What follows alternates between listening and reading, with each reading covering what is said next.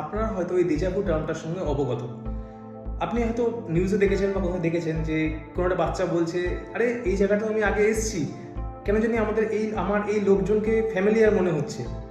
তো অনেকে সেটাকে বিশ্বাসও করে নেয়, ভাবে এটা কোনো অলৌকিক ঘটনা এবং ঝরঝর করে সে তার পূর্বজন্মের কথা বলে দিচ্ছে, সেটাকে তারাও একটা খুব ডেকোরেটেড ওয়েতে প্রেজেন্ট করে।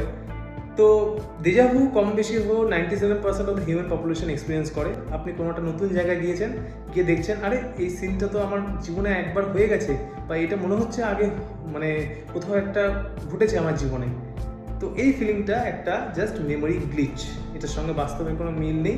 এটার ক্ষেত্রে যেটা হয় সেটা হচ্ছে আমাদের ব্রেনে দুটো রিজিয়ন আছে, একটা হচ্ছে প্যারা হিপ্পোক্যাম্পাল কর্টেক্স আর হিপোক্যাম্পাস। হিপোক্যাম্পাস নতুন মেমোরি রেজিস্টার করে, আর এগুলো বলে হচ্ছে এপিসোডিক মেমোরি। আর এই প্যারা হিপ্পোক্যাম্পাল কর্টেক্স কী করে, ও প্যাটার্ন খোঁজে একটা সিনের মধ্যে, মানে এই সিনটা কোথায় আমার মেমোরির মধ্যে সেম প্যাটার্ন আছে সেটা খোঁজে।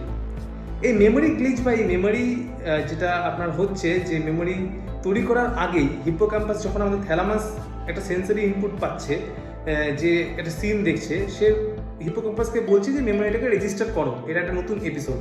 এই মেমোরিটাকে রেজিস্টার করার আগেই প্যারা হিপ্পোক্যাম্পাল কর্টেক্স কী করছে, ও সেই সিনটার সঙ্গে আমাদের অলরেডি রেজিস্টার্ড যে মেমোরি আছে সেই মেমোরিটার সঙ্গে মেলানোর চেষ্টা করছে।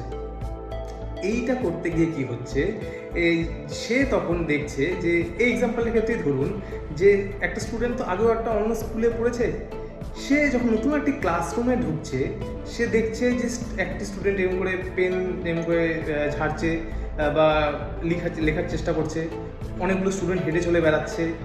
তো তার জন্য কিন্তু ওই সিনটা একটা দেজাভুর মতো হতে পারে, কারণ কি সে তো অন্য আরেকটি স্কুলে পড়তো যেখানে একটা ক্লাসরুম ছিল।